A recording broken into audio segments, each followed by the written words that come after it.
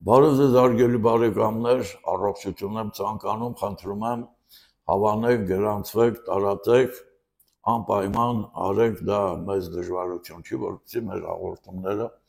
ավելի լայն մասշտաբով դիտվի։ Այսօր խոսենք շատ կարևոր հիվանդություններից մեկի մասին, որը կոչվում է քրոնիկական պանկրեատիտ։ Հիվանդությունը տարածված է եւ այսպես ասած հետև հիվանդություն չի, ծանր հիվանդություն է համարվում, դա աղեստամոքսային համակարգի հիվանդությունների 1-ից 6%-ի մեջ է ընկնում, սակայն իրականում այդպես չէ, որովհետև այն ավելի գործնականում ավելի հաճախ է հանդիպում եւ իր այդ գործնականում հաճախ հանդիպելը կախված է նաև նրա ոչ միշտ ճիշտ ախտորոշելուց։ Ինչու համար, որտեղ հիվանդությունը ունի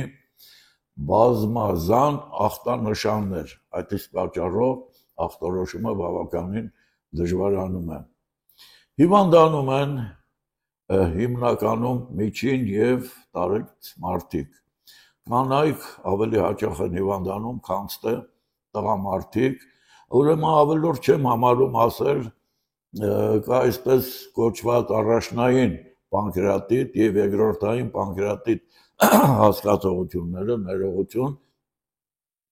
դա կապված է նրանից, որ ախտաբանական գործընթացը, եթե հենց սկզբից անմիջապես տեղակայված է լինում ենթաստամոքսային գեղձում, ուրեմն սա համարվում է առաջնային, իսկ եթե հիվանդությունը այլ հիվանդությունների, այսպես ասած, ազդեցության կողմնակի երևույթների հետևանքով է լինում, ապա դա կոչվում է երկրորդային, որոնցից են օրինակ քրոնիկական գաստրիտը, խոլեցիստիտը, բարակ աղիների բորբոքումը եւ այլն։ Քրոնիկական պանկրեատիտ, այսինքն ենթաստամոքսային գեղձի քրոնիկական հիվանդությունը, ասացինք, որ ունի բազմազան ախտանշաններ, սակայն դրանցից կարևորվում են հիմնականում 4-ը, որը միշտ կարող է լինել այս հիվանդության ժամանակ։ Որոնք են դրանք՝ ցավեր, տարբեր բնույթի ցավեր, սուր, բութ, նվվածող, ճնշող եւ այլն, որոնք տեղակայված են լինում վերորովայնի շրջանում, այսինքն էպիգաստրալ շրջանում եւ ձախ թուլակողի շրջանում։ Ինչու համար ներողություն ձախ թուլակողի շրջանում, որտեղ ենթաստամոքսային գեղձը գործնականում ունի այսպես հորիզոնական դասավորություն եւ երբ որ ախտահարվում է գեղձի պոչը, ապա ցավը տեղակայվում է ձախ թուլակողային շրջանում, իսկ եթե ախտահարվում է մարմինը եւ գլխիկը, ապա վերորովայնային շրջանում։ Հարգելի բարեկամներ, ուրեմն մյուս ախտանշանը, սա առաջինն էր, դա սննդախանգարման երևույթներն են, սննդախանգարման երևույթները կարող են լինել զկրտոց, գղտոց, նողկանք, փսխում, սրտխառնոց եւ այլն, լուծ, փորկապություն կամ լուծ եւ սա երկրորդ, այսպես ասած, գործնական ախտանշանն է, իսկ դա կախված է հիվանդի սնունդ ընդունելու տեսակից, այսինքն ինչ տեսակի սնունդներ է ընդունում, որը չի կարելի եւ առաջ են գալիս նմանատիպ երևույթներ։ Ցավի սինդրոմը նույնպես կախված է սնունդ ընդունելու տեսակից։ Մյուսը նիհարելը, ինչու են նիհարում հիվանդները, որտեղ քանի որ կա պանկրեասային լուծ հասկացողությունը, որ լինում է լուծ, այդ լուծի հետ միասին աղիքներից հեռանում են մեծ քանակությամբ ճար եւ սննդի մնացորդներ, չմարսված սննդի մնացորդներ եւ հիվանդը սկսում է նիհարել։ Մյուսը դա ուղեկցող շաքարախտն է, շաքարախտը լինում է այն դեպքում, երբ որ ախտահարում է ենթաստամոքսային գեղձի ինսուլինային ապարատը, այսինքն լանգենհարցյան կղզյակները, որտեղ գտնում են բետա-բջիջները եւ արտադրում են ինսուլին, եթե այս համակարգը խանգարում է, ապա անպայման ուղեկցում է շաքարախտով։ Այսպիսի հիվանդներին չի կարելի ընդունել ճարպոտ սնունդ, չի կարելի գազավորված քաղցր ջրեր, ինչպես նաև կծու, թթու, շատ աղի, թխվածքներ, կրեմով թխվածքներ, սպիտակ թարմ հաց եւ սուրճ։ Սրանք այդպիսի հիվանդներին արգելվում են, որովհետև այդպիսի սնունդ ընդունելուց կարող է հիվանդությունը սրանալ, կրկնվել, իսկ ամեն մի կրկնվելուց հետո խորանում է շաքարախտը եւ հիվանդի վիճակը լավանում է։ Ինչպիսի կողմնակի, այսինքն ոչ թե կողմնակի, այլ հետևանքներ կարող է ունենալ, ինչի կարող է բերել ենթաստամոքսային գեղձի քրոնիկական բորբոքումը, առաջանում է գեղձի թարախակալում, առաջ են գալիս գեղձում կիստաներ, տրոմբներ, շաքարախտը միանշանակ, այսպես ասած, եւ ամեն մի կրկնվելուց հետո այն կարող է ծանրանալ եւ վերջապես կարող է առաջանալ քաղցկեղ։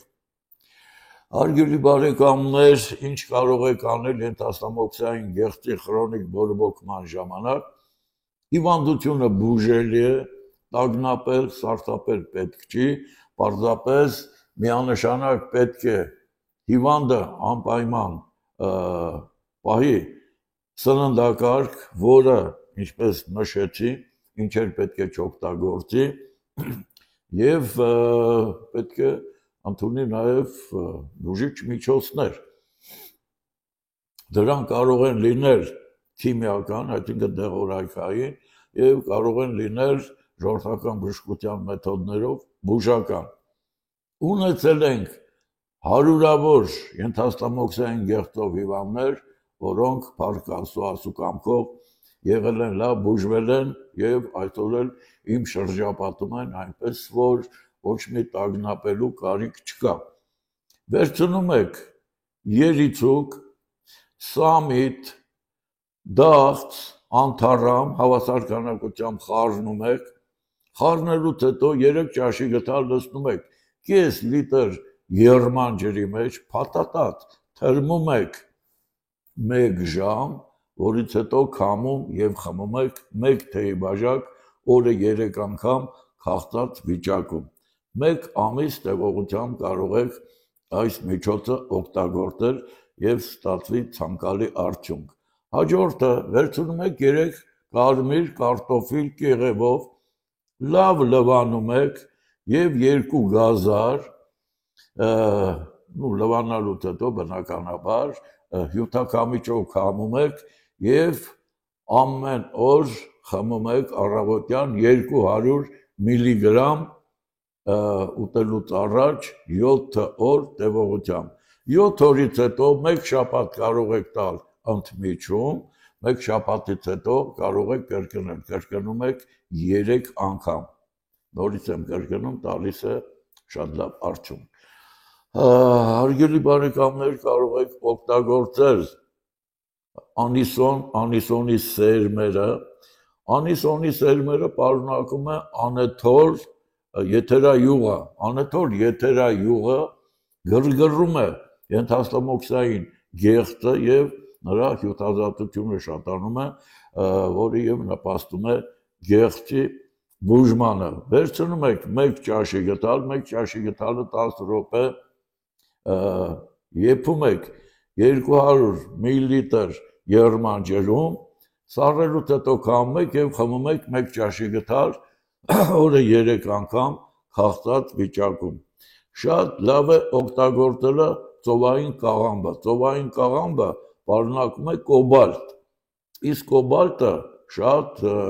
դրական ազդեցություն ունի ենթաստամոքսային գեղձի վրա, այն ունի հակաբորբոքային ազդեցություն եւ վերականգնում է գեղձի գործունեությունը։ Դե սիրելիներս, այսքանը ձեզ առողջություն եմ ցանկանում, չընկճվեք, ովքեր որ ունեն նմանատիպ հիվանդություն, պարզապես պետք է բուժվել եւ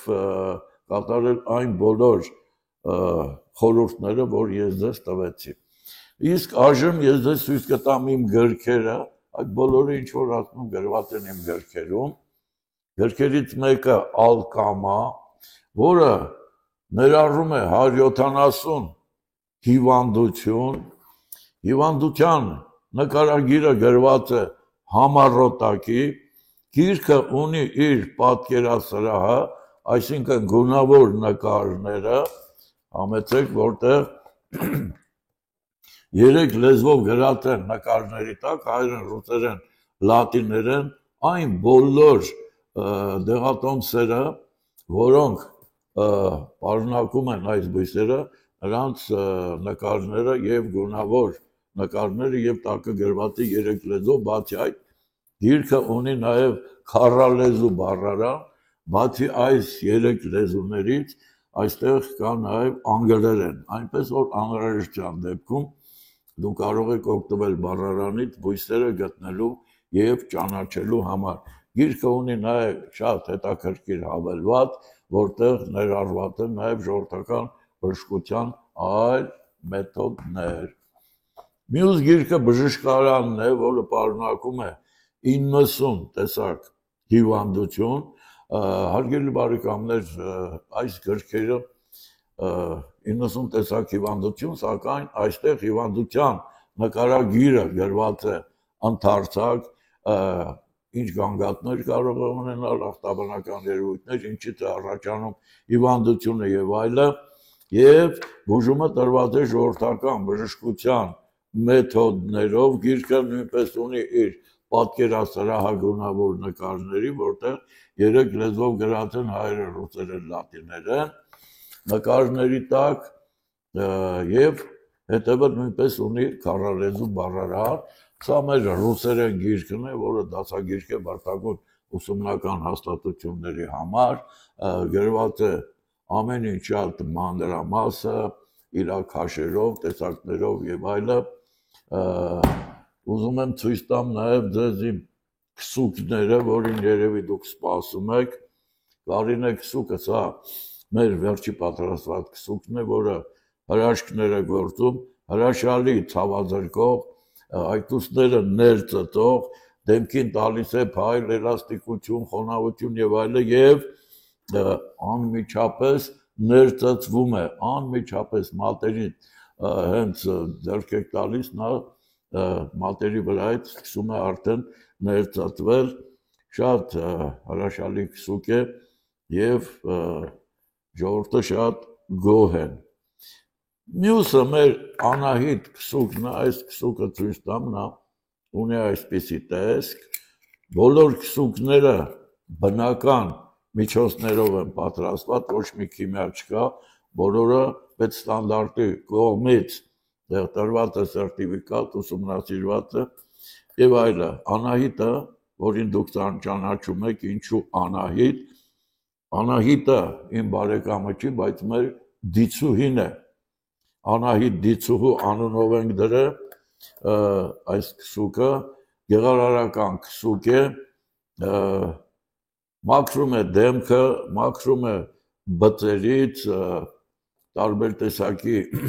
ավելորդություններից, որ կա դեմքի վրա, հարթում է կնճիռները, մանր կնճիռները, դեմքին տալիս է դարձյալ փայլ, էլաստիկություն եւ այլը, եւ լավացնում է այրան շրջանառությունը։ Մյուսը դա Մարիա քսուկն է, ծանոթ եք դուք այս քսուկին, ունի այսպիսի տեսք, սրանք բույսերի գույներն են, ինչից պատրաստում ենք, եւ քսուկը այս բոլոր հատկություններից բացի ունի նաեւ սպիտակեցնող հատկություն, դեմքը սպիտակեցնում է, լավացնում է դարձյալ այրան շրջանառությունը, մաքրում է դեմքի վրայի մահացած բջիջները եւ ծերացած բջիջները, դեմքը ստանում է իր բնական նորմալ գույնը։ Դե ստեցություն, առողջություն, միշտ նոր հանդիպում։ Կունենաք հարցեր, կարող եք դիմել, բուժման եւ խորհրդատվության համար դիմում եք Պուշկինի 38 ստեցություն։